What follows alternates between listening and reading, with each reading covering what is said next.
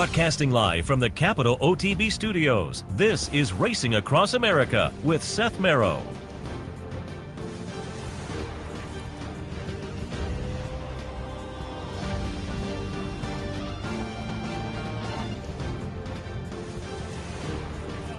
Good morning, this is Racing Across America. I am Seth Merrow. Thanks for joining us. There's some kind of echo in here. I don't quite know. Oh, there we go. I didn't quite know where that was coming from. Day after, and if you looked at Twitter, just walking around, a lot of people had that 21. How did that happen? A lot of people had it. I will say on Twitter, a lot of people had their ticket, so they had it clearly. And I suppose there's a little more impetus to tweet and brag if you've had the 80-1 shot, so that may explain that. But it seemed like a lot of people were hitting the all button or like the number 21 or whatever, but it was not me. The handicapping principles flew out the window yesterday. And about mid-stretch, I was sitting pretty. I was in clover yesterday. But, I mean, it was a fun day. Results like that take a little bit of the air out of the balloon. Because, I mean, there's kind of a fun story, I suppose, to it in that, you know, they claimed the horse. First career start at Ellis last August was a maiden special event on the turf. The horse tossed into dud. The follow-up, they dropped the horse in for a maiden claiming tag of 30 at Churchill. The horse won easily and was claimed for 30. And since then, hadn't done a whole lot. I mean, I ran third in the Jeff Ruby, got some points to sit on the AE list, and with Ethereal Road out, moves in from the AE list. So there were some good storylines that, yeah, you know, you can jump in and claim a horse for $30,000 and wind up in the Derby. Jockey Sonny Leone gets his first graded stakes victory in the Derby. I think it was the trainer's second graded stakes victory, if I read correctly. So there's some good stories, certainly. But like I say, it kind of takes the air out of the balloon because... Thank you, Cole. Just in front of the Tin Miner. In fact, it's out for his son's number 4. And it's a warm welcome we look back at the to prep Paige Fuller season in the saddle. Paige kind of study and comment on the preps all year long, and then you get the last 2 weeks and you're studying and whatnot, and then it's throw that out the window, the crazy result. And so it's just, like I say, it takes a little of the air out of the balloon as far as the Derby. Now, that said, I will once again recommend, I've talked about it before, I jumped in, I got text from a couple of people who had done the same thing. I jumped in the last pool with the all others, the last future pool, and pools 4 and 5. So I wound up making a little bit of money from that angle. But again, about the middle of the stretch, I thought I was going to do quite a bit better. I had called it Epicenter, Pioneer of the Nile, Zandon, Simplification. So I had those 4 box on exactas and triples. Any of those 4 come in, I hit some pick bets and some doubles. So it was going to be a nice result if any of those 4 got it done. Well, Epicenter, Zandon, and Simplification won 2, 3, 4 behind the crazy 80-1 Rich Strike. And again, mid-stretch, it looked like it was going to play out to be a great Derby with that stretch duel we kind of anticipated might happen at Epicenter and Zandon. And then up the inside comes Rich Strike with Sonny Leone on board at $163 in change, and ended the hopes of a lot of people and made some people clearly happy, as they say on Twitter and whatnot. But it's just a tough horse to come up with looking at the PPs. That all said, it kind of fell apart given the early fractions, and it played out similar to what I was hoping for Epicenter, just not in the way I thought given that pace. I was hoping maybe Summer is Tomorrow goes out, Classic Causeway goes with them, but they're setting, you know, legit but reasonable fractions.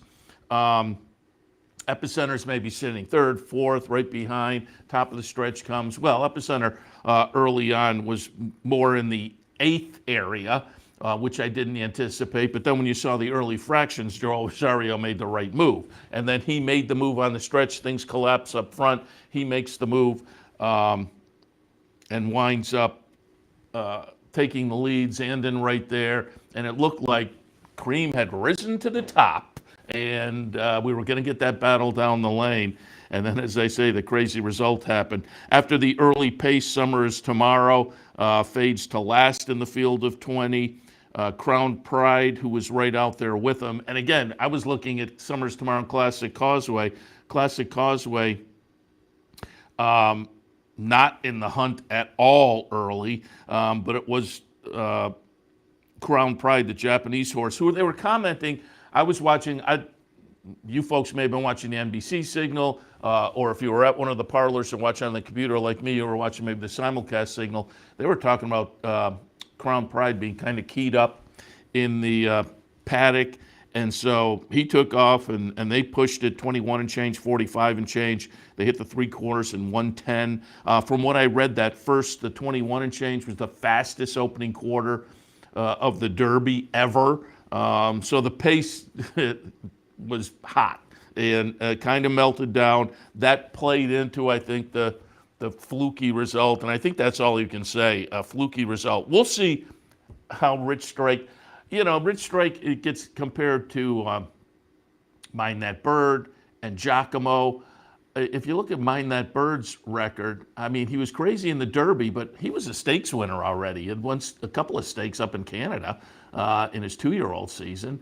Mind That Bird, or Giacomo, who I liked and played in the Derby, had some stakes placings out in Southern California that put him in the mix.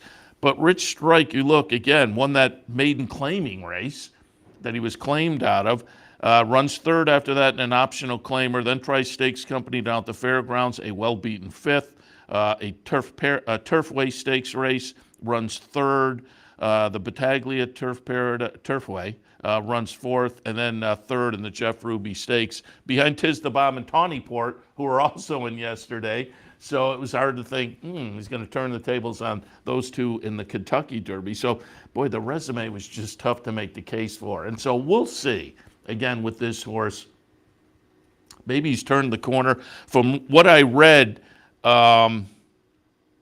got a 101 buyer yesterday. His previous best buyer was the 84 in the Jeff Ruby Stakes stake. That was on synthetic. His best dirt buyer was, the win at Churchill was a 65. So he improves on that 36 points. I just think this was a very fluky result. And I think by the time we get around to the Travers, it's going to be hard to consider Rich Strike in the upper echelon of 3-year-olds. Not that I'm rooting against him. I just think that's the reality of the situation. I think this was a really, really fluky result. But we will see how it plays out going forward into the summer and whatnot. And it's going to be interesting to see. You would have to think with connections like this, so long as the horse comes out of the race okay, they're on to the Preakness. I mean, you strike lightning strikes like this with a $30,000 claimer, and you wind up winning the Kentucky Derby with them. 1, 2, 3, 4, 6 starts later. I think somewhere in the back of your head you're thinking, hey, let's see if we can get a Triple Crown winner. I think that is highly unlikely that they will, but it seems like, again, if the horse comes out of the race, you go in 2 weeks. So we'll see. Over the next couple of days, we'll get a feel for, who's heading on to the Preakness out of this race. But you would have to think they would be inclined to take the shot. But as I say, I think as we get to the 3-year-old highlight in our neck of the woods, the Travers, I'm thinking Rich Strike is kind of out of the conversation. But it's going to be interesting to watch and see what he does going forward. I pulled up the replay, and we'll just take a look at that. And again, check out this crazy early pace. When they come out of the gate, again, Rich Strike was he's number 21, but there was the scratch of Ethereal Road. So he's in the far outside post position. Sonny Leon takes a left turn, and, people are giving him the thumbs up on the ride. And again, first graded stakes win. He's a Mid-America kind of a runner, a jockey. Friday he was riding at Belterra. So Belterra, Mahoning Valley, and he's won some titles at some of those tracks. He's only been riding in this country since I think 2015. But people complimenting him and win the Derby, and deservedly so, on the ride. So you can kind of keep your eyes on him throughout and get an idea. Again, number 21, Rich Strike, will be the winner. Top of the stretch, mid-stretch, I thought, again, we were going to get that. And had it been Epicenter and Zandon, it would have been kind of a Derby for the ages, because they came out of the turn, they lock up. It looked like Zandon had the momentum. Then Epicenter had the heart to hold on. And all of a sudden, who's coming on the inside? They talked to Steve Asmussen after the race, and he was kind of like, people are going to say to me tomorrow, what happened? I'm going to say, I don't know what happened. That was crazy. And I think that was the feelings for many, many of us. But here, we'll take a look at the replay from yesterday's Kentucky Derby. The upset at 80-1, Rich Strike, aptly named for those people who took a little pop on number 21. So yesterday's Kentucky Derby up next. Kentucky Derby, good beginning, and Summer is Tomorrow takes it to him right off the mark, straight to the front, and Crown Pride is showing speed too, and Messier is not far behind either. Taba toward the outside, past the Twin Spires for the first time. Summer is Tomorrow, setting the pace down inside, and Crown Pride is going to stalk the pace on the outside in second. Zozo's comes on to be third. Messier with a great spot toward the rail in fourth. Cyberknife comes away in fifth. Taba's racing in sixth. Charge It in tight toward the rail while seventh. Epicenter comes out racing in eighth. Smile Happy is ninth. Pioneer of Medina on the outside in 10th. Zandon toward the inside 11th. Pratt is patient with him. And then it's White Abario racing in 12th. Classic Causeway far off the pace today in 13th. Tawny Port is 14th. Simplification is 15th by 3. Tis the Bomb is 16th. Rich Strike is 17th. Mo Donegal lingering near the back of the pack in 18th, followed by Barber Road. Happy Jack is the trailer. Down the backstretch run, a merciless pace, 45 and 1/5 seconds in the Kentucky Derby. Down the backstretch they go. Summer is Tomorrow, Crown Pride, and now Messier splits them and comes on through. Here's Messier now taking the lead for the far turn run. Crown Pride tries to go with Messier. Epicenter is on the move now. Epicenter's making progress as they round the far turn, and Cyberknife is there too. So too Smile Happy. Zandon is picking through the pack. Zandon is switched on, and here he comes. Charge It is there. White Abario coming with a wide sweeping move. Taba's trying to find a way through, as is Tawny Port, as the field turns for home at Churchill Downs. Epicenter running for the roses. He turns for home in front by 3, but Zandon is digging in, and here comes Zandon now. Zandon's closing in quickly. Simplification is late on the scene. Tawny Port and Barber Road, final 16th of the Derby, and it's still Epicenter. Zandon surging, and here comes Rich Strike down toward the inside. It's a wild finish in the Kentucky Derby, and on the wire, Rich Strike does it. Wow! A shocker in the Kentucky Derby. Epicenter ran second. Zandon was third. It's tight for fourth. Simplification or Mo Donegal. It is Rich Strike at 80-1.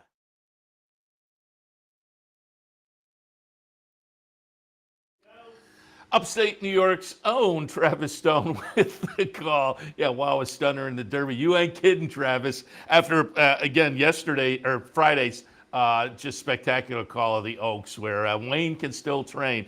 Great job by Travis. Again, Schroon Lake native. But boy, and look at him come on the inside. Again, I'm thinking mid-stretch, Zandon, Epicenter, dueling, simplification right there. I'm thinking I got a triple and exactas, and oh yeah, this was a stunner, no question about it. So again, now I will say, 3 of my 4 were right there, second, third, and fourth. Pioneer of Medina, who I also had in my mix and I thought was very intriguing at a big price. Boy, that horse was a real disappointment.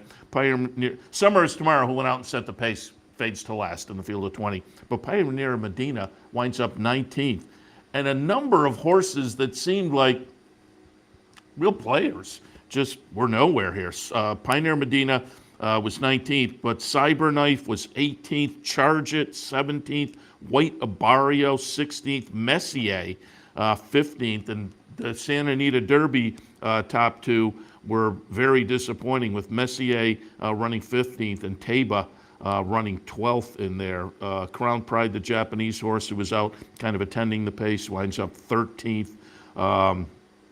Tis the Bomb runs 9th. Smile Happy runs 8th. Mo Donegal, who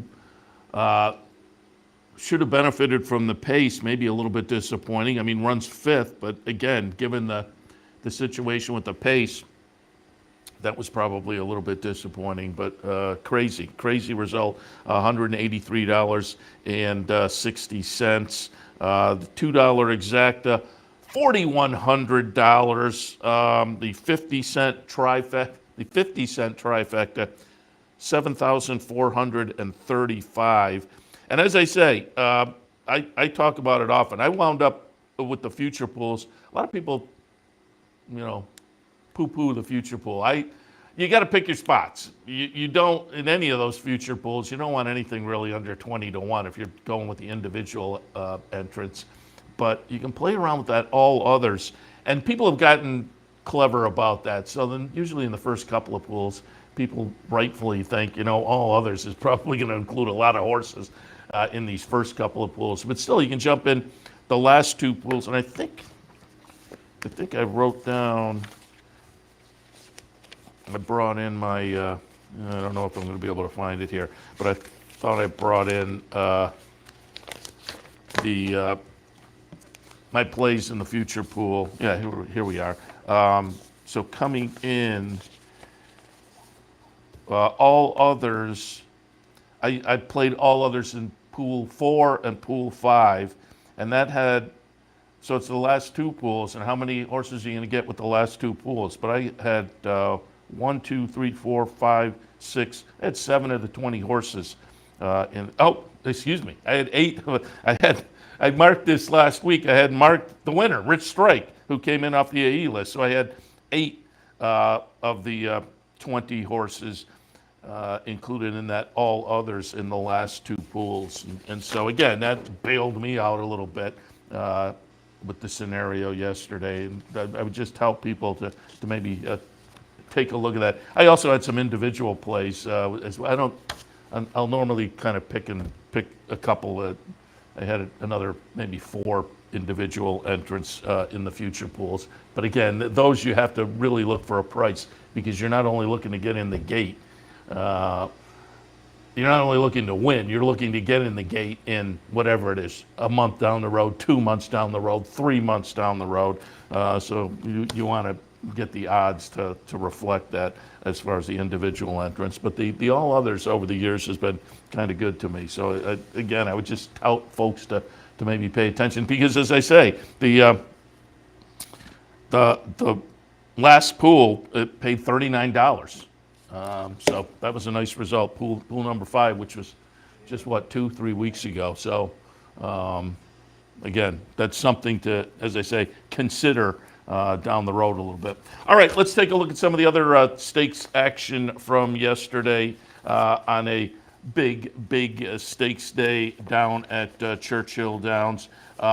This was the race that for me made my day, the Turf Classic. I had called it 5, 10, 6, 4, and 8. It came out 10-5. I liked Mirror Mission. Mirror Mission was 10-1 on the morning line, went off at 8-1.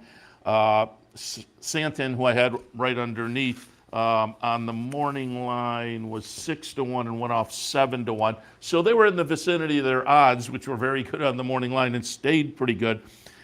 And as a public handicapper, clearly I wanted Mirror Mission to win at the 8-1. That would have been a nice one. But with my top 2 flip-flopped, I'm a guy who boxes up my exactas, play a little stronger on my top 2. Running third in here was a Damo, who I had in the mix, so I boxed up some trifectas as well. And you can see number 5, Mirror Mission, my top pick, is right there. Number 10, Santin, I had underneath, pulls away here. And throughout this whole thing, I'm thinking, get up, get up, get up. I thought I had a chance, and just now, Santin was a little too tough and gets it done. All of that said and done, with my top 2 flip-flopped, and as I say, I had the exacta a little bit in there. $170 exacta for the top two.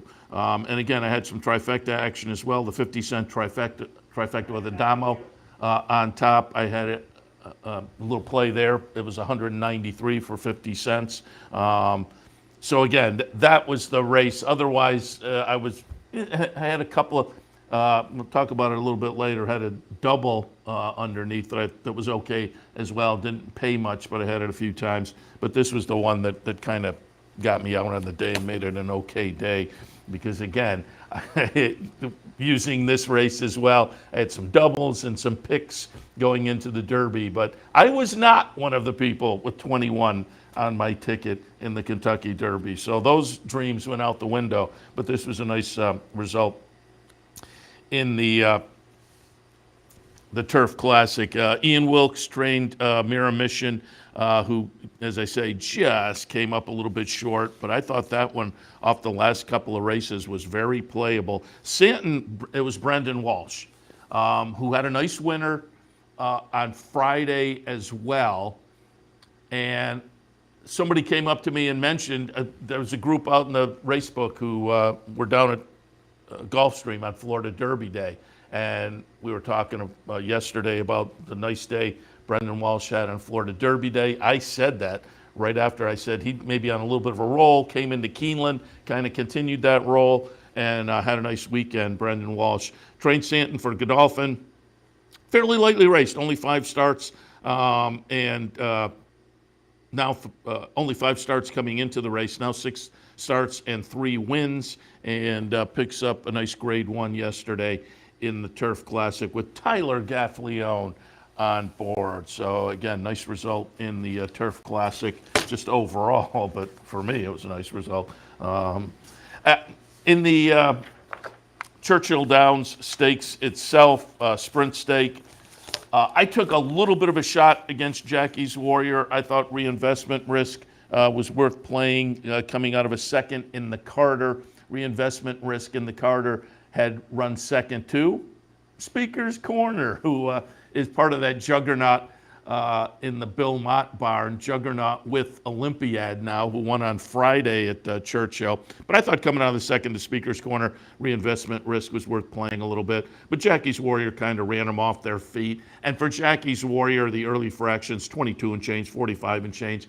That is cruising speed for Jackie's Warrior. Came out of a win down at Oaklawn in the Count Fleet to start the season. Now in his second start as a 4-year-old in the Grade 1 Churchill Downs yesterday. Jackie's Warrior will be the number 3 under Joel Rosario and lead him all the way around at even money. Reinvestment risk is the number 5, who I thought was interesting. You can see in the Klarovich Silks. Going to get up for second to complete the exact. You got $15 on what I thought were the 2 logicals in here. So actually the exacta wasn't bad. Running third is going to be Aloha West. That was the winner of last year's Breeders' Cup Sprint at 11-1 in the Breeders' Cup Sprint. So a little bit of an upset there. And yesterday went off as the second choice at 4-1. The third choice, also at 4-1, was reinvestment risk. So again, the top choice over the third choice. But for me, 2 logicals. And again, the exacta that paid just under $16 I thought was okay. But Jackie's Warrior continues to impress for Steve Asmussen, Joel Rosario on board. Of course, we saw Jackie's Warrior kind of break out last year up here at Saratoga with the win in the Amsterdam and the Allen Jerkins with triple-digit buyers, and then went down to Philadelphia and won the Gallant Bob with yet another triple-digit. And then, unfortunately, excuse me, it's a 1-2 choice, faltered a little bit in the Breeders' Cup Sprint. But now, as a 4-year-old, comes back 2 for 2 so far, including that nice win yesterday in the Churchill Downs. A little bit earlier on the card, it was the American Turf in that subdivision I like quite a bit for the 3-year-old turfers. And I like Portfolio Company in here for Chad Brown and Klarovich. Ooh, that was a little bit disappointing. Went off at 9-2, but Portfolio Company disappoints and runs 5th in here. Stolen Base, the number 9 horse, one I didn't use in my mix, but it was the horse was certainly usable, but was coming off a couple of synthetic races over at Turfway. The Battaglia ran a close-up second. Was a little bit disappointing in the Jeff Ruby. But 3 starts back was on the turf at Sam Houston and Texas Turf Mile. Ran an okay closing third and got it done Saturday in the American Turf. Number 9 there, getting it done under Flavian Prat. Running second, Belnikov, and Side Dog, the 2-1 favorite, runs third. But again, I'm wondering if Flavian Prat didn't make a significant difference. He's going to be really interesting to watch as we get into late spring and summer and in New York because, again, I wonder if he made the difference. The horse went off at 5-1, $13 and change. And you go back, and Flavian Prat had been on this horse in one previous start. That was last fall in the Bourbon at Keeneland, and this one just missed it 7-1. So 2 of the better races on the page for Stolen Base with Flavian Prat on board. So as I say, it could be very intriguing to pay attention to going forward.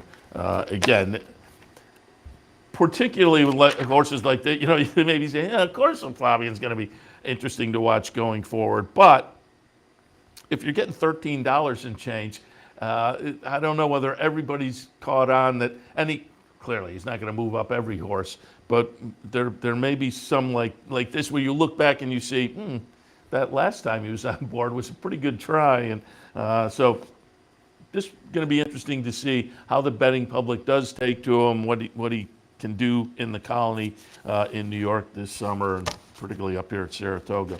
Horse that I really liked and kind of got away at a little price yesterday was Obligatory in the Derby City Distaff. Boy, the race down at Gulfstream back on March 12th, the Here Comes the Bride, or Hurricane Birdie, the Hurricane Birdie, just seemed like a phenomenal start to the 4-year-old season. And this was some performance yesterday. And I had, as I said earlier, I played a little double on the card that didn't pay much, but I had it a number of times. And it ended with this race, started with Jack Christopher a race earlier. So I used Jack Christopher and Obligatory, and for $1, he got back $8 and change. As I said, I had it a number of times. But Obligatory went off at a nice 7-2. You got $9 and change here. So I thought it was a very good price. Again, coming out of that 4-year-old seasonal debut, which seemed to tout her as yet another solid runner this year for Bill Mott. But as I say, this was impressive. Jose Ortiz is on board. Obligatory is going to be the number 5 horse, and you will see she is out of it. But this is her game. She's at the back of the pack there in the pink cap, the Juddmonte colors. And Jose Ortiz gets going up on the front. It's just one time, a very solid sprinter in her own right, and the 3-2 favorite. But look at Obligatory. Just keep going, keep going, keep going. Chart margin is going to be 3/4 of a length over 4 Graces. Just one time, fades to third.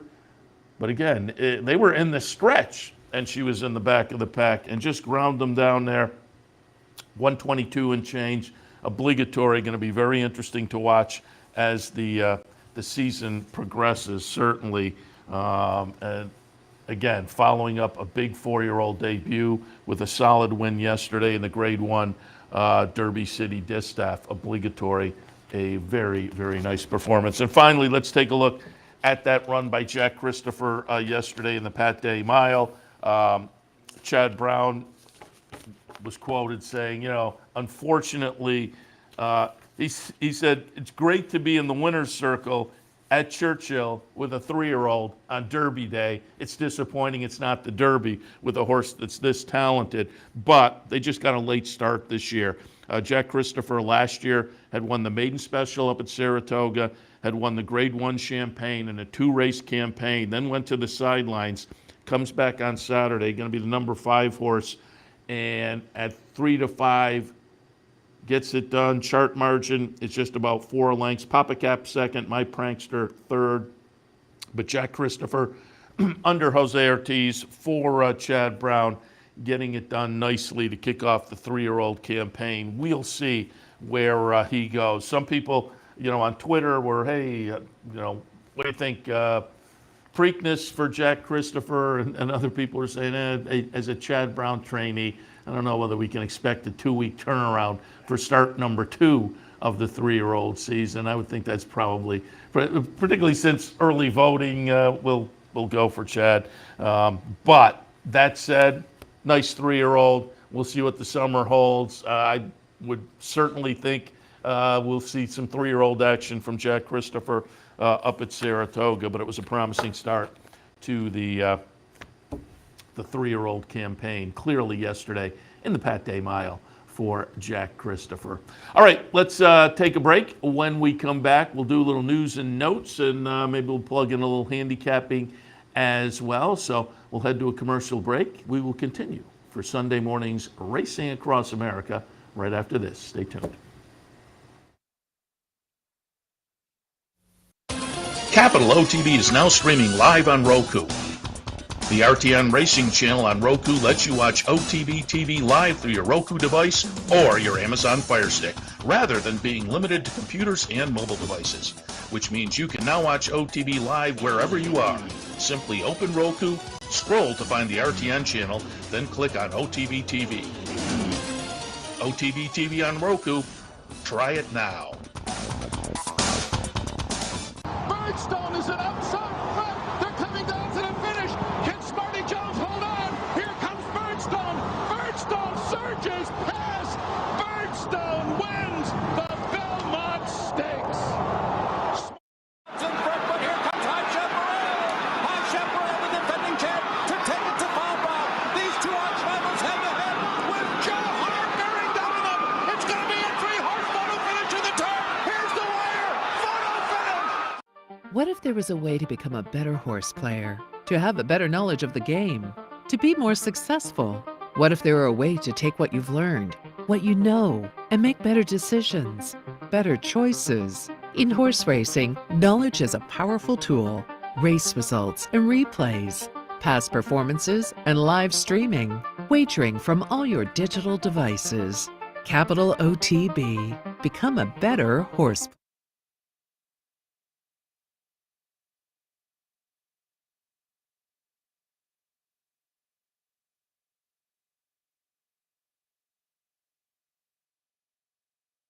Good morning. I'm Seth Merrow. Thanks for joining us. As I said, some news and notes in the news. Obviously, after yesterday was Churchill Downs, and boy, people were ready to play. The handle, all sources, Kentucky Derby card handle, a quarter of $1 billion, 273 million plus. That was a 17% increase, over last year's numbers, and it was a 9% increase over the previous record, which was captured in 2019. So solid wagering numbers yesterday. The entire week was very good as well. Derby week handle was up 25% from last year's number and 14% from the record in 2019. Those are just kind of blockbuster improvements. So folks were betting with both fists, and we were back to kind of the pre-COVID situation as far as fans and whatnot. Crowd of, it was 100 and some thousand on Friday. Yesterday, 147,000 plus showed up. So very, very solid numbers as far as the fans, and folks enjoyed the card. And boy, they lucked out. I mean, the card anywhere is certainly dependent on the weather, and particularly on a day like this, a weekend like this with some really nice turf stakes, and people love the turf racing, nice big fields, and they bet into those. And so the weather, which really as late as Thursday was looking grim on Friday and better on Saturday. But as it turned out, it was okay both days. Towards the end of the day on Friday, there was a little bit of precipitation. Yesterday, it was great, and that's all you can ask for, given that the weather turning out nicely and the nice cards and the full fields and whatnot. People jumped in with both fists yesterday to play the Kentucky Derby, and really all week long down there at Churchill Downs. So it was a really nice week of racing, highlighted by yesterday's Kentucky Derby card. I won't say highlighted necessarily by the Derby itself, but again, I shouldn't complain because I did walk away with some of that all others. I hope some of you did too. Or I'm as they say, there are. I was surprised by the number of people I ran into on Twitter. We were out in the race book, and there was a couple people here who had played Rich Strike. So that's what horse racing's all about, and I'm rooting for everybody who had that one. But as I say, it's just after months of kind of anticipation and studying the preps, and then a week of handicapping, a crazy result like that, just, oh boy. But again, there were opportunities, and if you played around on the undercard, maybe you walked away with some nice money there. As I say, the Turf Classic worked out well for me. I hope it did for you too. And even if you didn't have the 21, there was still a couple of races left, and there were some opportunities there. So I'm hoping everybody walked away and made some money one way or the other, even if, like me, that the 21 was hard to come up with in the Derby itself. As I say, racing at any venue is dependent on the weather. And boy, unfortunately yesterday, opening day for Monmouth Park, and they canceled because of the rain. And, any racetrack that cancels because of rain, it has to be coming down pretty good. And we were in here doing the early portion of OTB Live, and later I was out in the front half of the race book for the remainder of the afternoon. But early on, my monitor that shows a number of tracks was showing the Monmouth signal, and all of a sudden it looked like it was coming down, and all of a sudden the graphic came up that they had canceled for opening day. But I bring it up, A, because it was opening day at Monmouth, but B, because Monmouth is going to be really interesting to watch this year, because they're going to offer fixed odds betting. And I will recommend, I have it here, I will recommend, if you're curious about it, go to Matt Haggerty's column, and it was from the 5th, so it was a couple of days ago, a few days back, May 5th, Matt Haggerty in the Daily Racing Forum. Article is titled "The Ins and Outs of Fixed Odds Betting at Monmouth, Rules, Deductions, Scratches." It will be very interesting to see how it plays out, because I think we all think, oh, that fixed odds betting would be kind of fun because you lock in your odds. And, the article makes the point, A, be aware of the rules. It was kind of interesting in here. Monmouth has an Australian bookie company essentially kind of overseeing things, which you need. You don't forget, fixed odds means somebody is setting the odds, and that's what they pay out. Parimutuel, you're playing against other players, so it's just automatically setting the odds as related to the amount of money that is bet and what gets paid. There is no way. I mean, there are minus pools occasionally where a horse is such a big favorite, but for the most part, the track isn't going to lose money because you're betting against other bettors, essentially. Well, fixed odds betting, the track, you have bad odds. The track can wind up on the short end there. And so you need a professional kind of bookmaking company or team to oversee the odds you're setting and adjust them accordingly and whatnot. But this Australian company in the Matt Haggerty article made a couple of good points. One of the rules they will have, which makes sense, it's fixed odds. So you walk up, and if you bet a horse at 3-1, these days with parimutuel wagering, I can walk up and bet a horse at 3-1, walk away from the teller, and 2 minutes later, my horse can be 2-1, or my horse could be 8-1. And that's what I'm going to get. I'm not getting the price that was on the tote board when I bought the ticket, we all know you get the price of your horse as they come out of the gate, and betting gets finalized. That last flash, the final flash of the odds board is what you get, regardless of what it was when you bet it. Well, fixed odds, you're paid what the price was when you made the bet. So if I made the bet at 3-1, I get 3-1, regardless of what happens tote-wise and pari-mutuel wagering.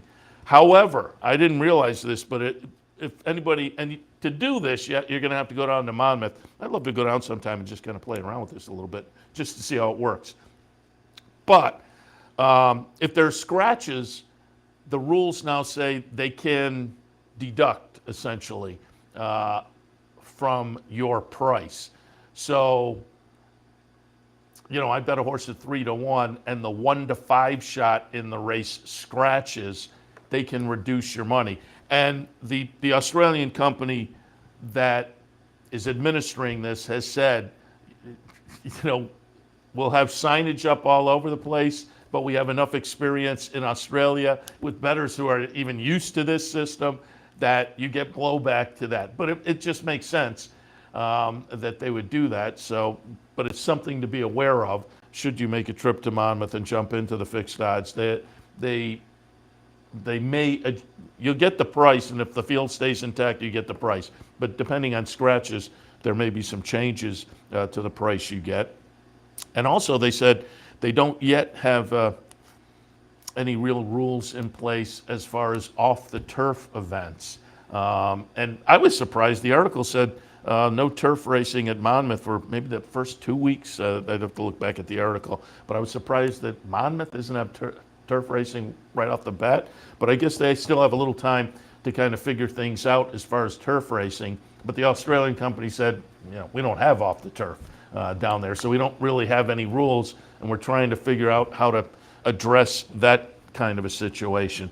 Right now, it's going to be the Monmouth Races, and again, if you go to the track at Monmouth, you'll be able to do it. That said there's going to be a couple of special tellers that will do the fixed odds wagering. It's just going to be very interesting to see how it plays out. And it's just Monmouth, but a few other tracks, including I think the NYRA tracks, have expressed some interest in maybe offering their product for this type of thing too down there in New Jersey. So just interesting to look over the shoulder of Monmouth over the next few weeks, couple of months, and see how things play out for them with this fixed odds scheme, because I think everybody thinks that'd be nice. Pari-mutuel wagering has its advantages.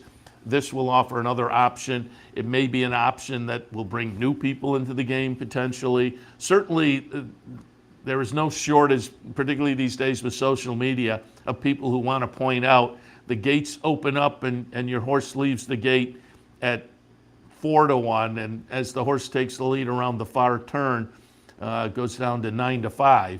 And that infuriates people, understandably so. I think some people think there's, hanky-panky. I just think it's the technology is surprisingly in this day and age. But I mean, you can bet right to the opening of the gate, and so there is a certain lag time for a horse, a track on the East Coast. I mean, you think about it, you can bet right up until the gate opens. Well, there's people betting on the West Coast, and so that has to make the transmission across the country. So there is certainly some logical explanation for a delay in odds changes. As I say, with technology these days, some of it seems to drag a little longer. But again, people have complained about that for a while. This may offer some type of solution to that, and maybe, as I say, an interesting way to bring new people into the game. But the next couple of months will be kind of an experiment. We'll look at Monmouth as offering up perhaps a formula going forward.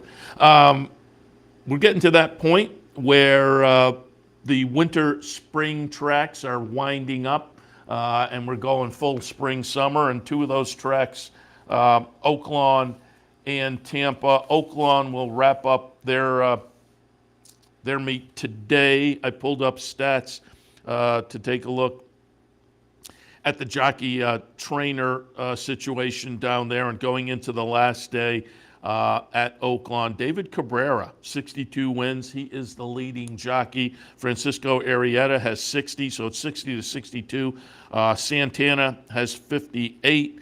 Ramon Vasquez, 44. Florent Giraud, 30. So David Cabrera currently leading in the jockey standings down at Oaklawn for that current meet, which will end today. We'll have that here on the network. I'll take a look at some of those races later on this afternoon on OTB Live.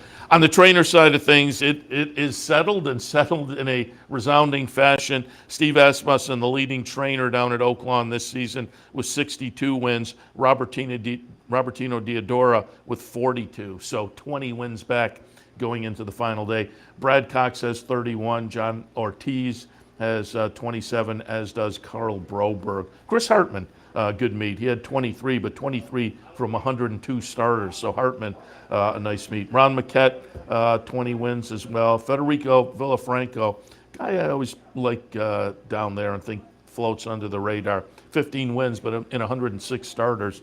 So that was a decent little meet as well. Tampa wrapped it up yesterday. Although, if you pull up the stats from Equibase, the stats show that the current meet goes from July last year until the end of May this year. And there's that quirky little short summer meet that somehow ends one year and begins the other, and it is a fluke of Florida legislation. But again, there are 2 or 3 days, May, June, July.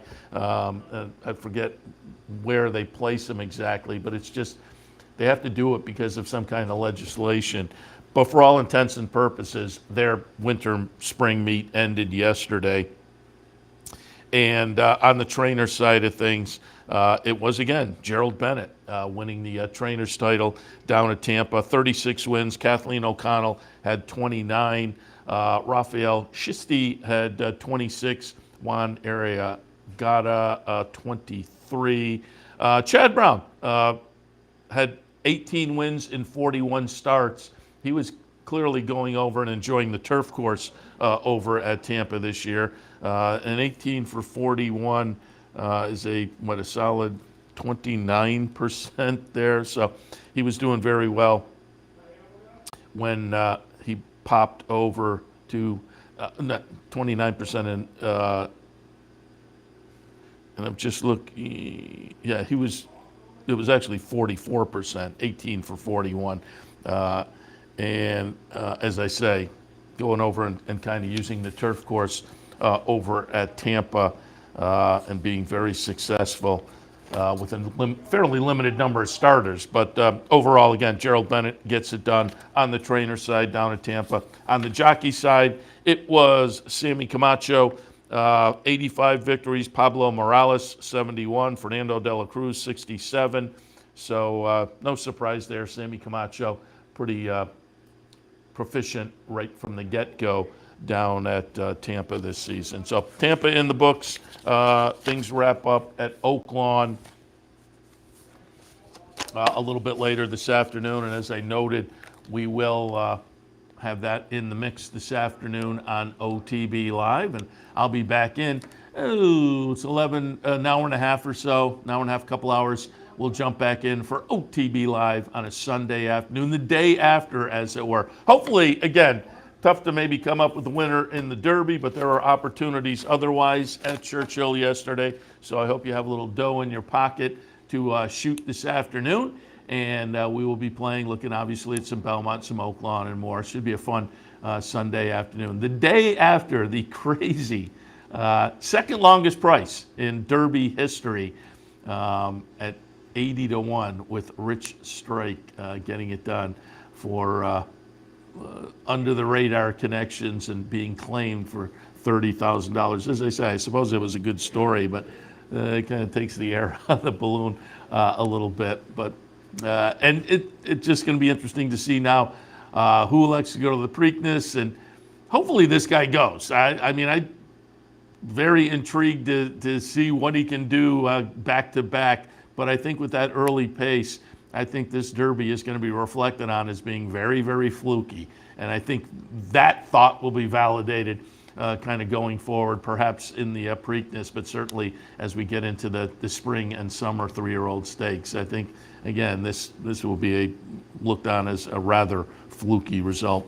All right, I'm going to wrap it up for Racing Across America on this Sunday morning. I'm Seth Merrow. As always, thanks for tuning in. We appreciate it. And once again, be back in an hour and a half, a couple hours or so with OTB Live for a Sunday afternoon. So we'll see you then.